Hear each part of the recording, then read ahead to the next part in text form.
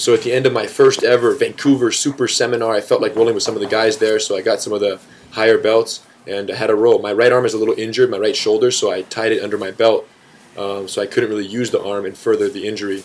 So that's something that I pretty commonly do.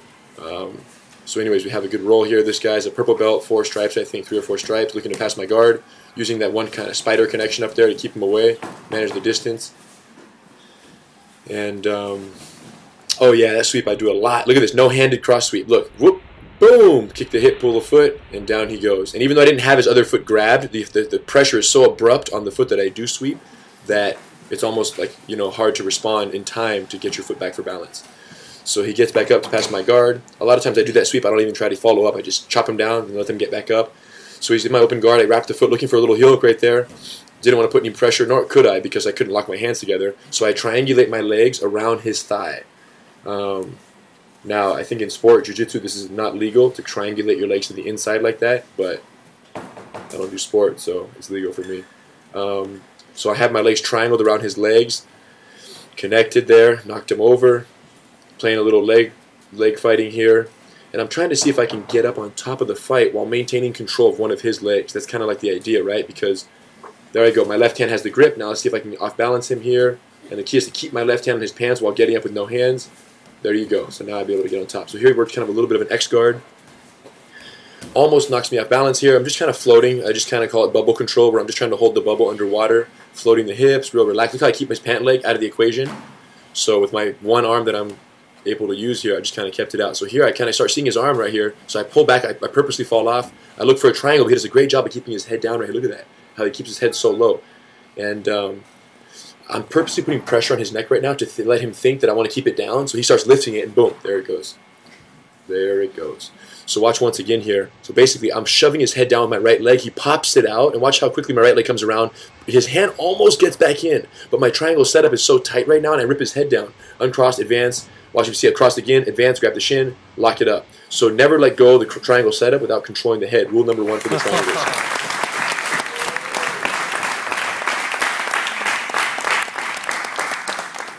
Super cool roll. So here's another guy. This is my friend Ari. Some of you guys know Ari from his website, Submissions 101. Trains with, I think, Pedro Sauer affiliate. He's a Pedro Sauer affiliate, but also with Eddie Bravo. He's been to the academy before, cool guy. And he's a brown belt. So Ari tried to pass the guard. I wrapped his foot from the bottom right there. Quick footlock wrap. At this point, I think he was doing a good job of defending by grabbing my collar. So he kind of pulled the collar pretty solid, preventing me from basically putting the boot on as much as possible to prevent my pressure. But if I can't squeeze the footlock pressure because I can't really lock my hands together, although sometimes I do it by grabbing my own lapel. If I can't squeeze the footlock pressure, what I do is I typically turn in and get up into a kind of a knee split situation here. So I got out. Now you see me pass the guard to the outside.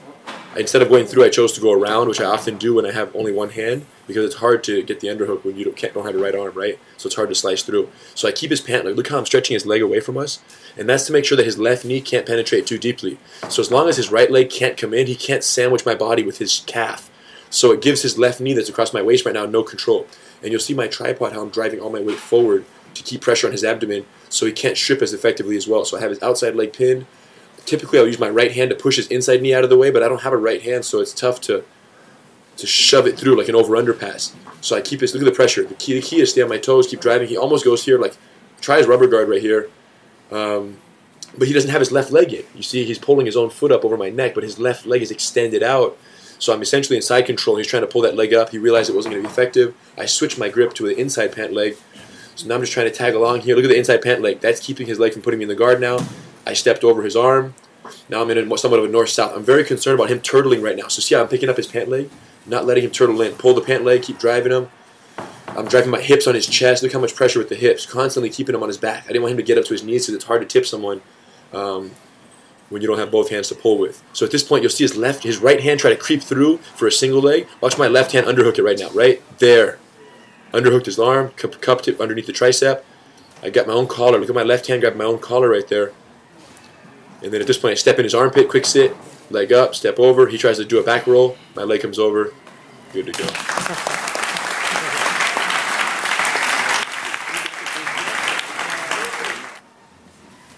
So So here's another guy who came to the seminar.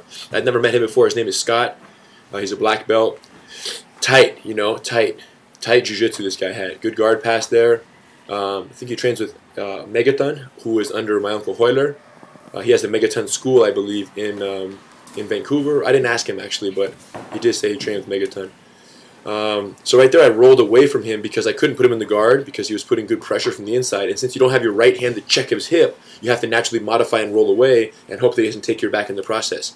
So right here he lands knee on belly. And I'm just playing smart hands right here, just trying to avoid his right hand coming in for the baseball choke. You can see he's already setting it up. Well, I did a little butterfly sweep. Oops. Inside leg lasso right there. And down we go. So look what happens. I use my left hand to grab his wrist. Look at that.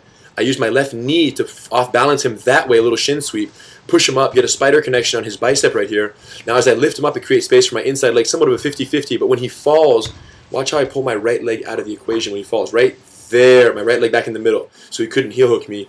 I put the leg back in the center where it's more protected. And now I'm going to see if I can get up to a dominant position here, even though he has my leg grabbed. So here I keep his pant leg, I get up. My right arm is kind of pinning his arm right there, even though it's kind of stuck under my leg. You see how his leg is stuck? Somewhat of a leg drag pass here. And I try to connect with his upper body. He's trying to off-balance me, but my left foot is out there for base. And I'm just keeping that pressure on his leg the leg drag right here with the leg across my lap. And you'll see me try to get my hips heavy on his thigh right here to kind of smash it out towards the camera this way. So now I'm laying on his leg. I finally passed by it, and we've established side control here. So when you don't have a right hand to block his hip, you got to be really careful where your hips go because his right knee wants to creep under my body. See how he's grabbing my pant leg? He's already preparing to put me in the guard right here. I can't use my left hand really. I can't use my left arm. Sometimes I use my left hand to cheat a little bit because, you know, you got to do what you got to do. So I've already scooped his elbow. Look at that. I've scooped the elbow. I've cupped the arm. With my left arm is hugging, grabbing my lapel. An arm lock that Hoyler does really good. My uncle Hoyler, amazing at scooping the elbow from the north-south and then walking around with the gi control like this. Look at the hip pressure. That keeps him on his back. He almost scooped his elbow out, but I was able to drive. Now I'm looking to step in. There it is. Step right in the armpit with my right foot. See how I'm dominating the armpit right there? That right foot right between his elbow and his knee. That's the most important detail. He's not letting it happen, but my right leg is trying to creep inside his armpit, right? You'll see his right knee start to surrender. Right. Wiggle my left. I'm trying to wiggle my right leg in.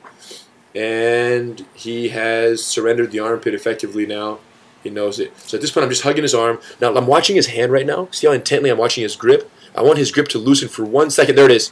So watch right here. So basically, I relax, and right when I relax, Scott changes his grip. Watch. There. Boom. Got it. And I catch him on the relaxation adjustment. But I use my other hand. It doesn't even count. Scott, I'm sorry. I used my right hand, which was tucked under my belt. I cheated. It wasn't an official victory. There you have it.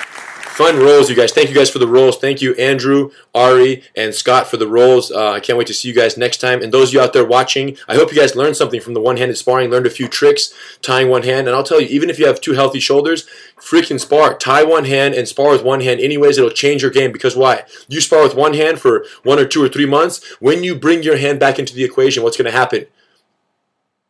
You're going to be unstoppable. If you guys like the narrated sparring videos, go to GracieUniversity.com. We put out a new narrated sparring video every single week. So you can watch the details, the slow-mos, all the breakdown. And if it's not a narrated sparring video, it's a bonus breakdown, which is basically another Gracie breakdown for one of the many hundreds of thousands of sick fights that are out there that, that we did not put on YouTube. So tons of sick breakdowns of fights, as well as narrated sparring every week being released at GracieUniversity.com. Check it out. 5 days, 100% free. If it's not the most enjoyable, educational, insightful subscription, online learning experience you've ever had in your entire life, call me. You can choke me out for free. Satisfaction guaranteed. That's what's up. You guys, I can't wait. And we'll see you in the next one. Hopefully, I'll be rolling with you guys out there in the very near future. Much respect. Thanks.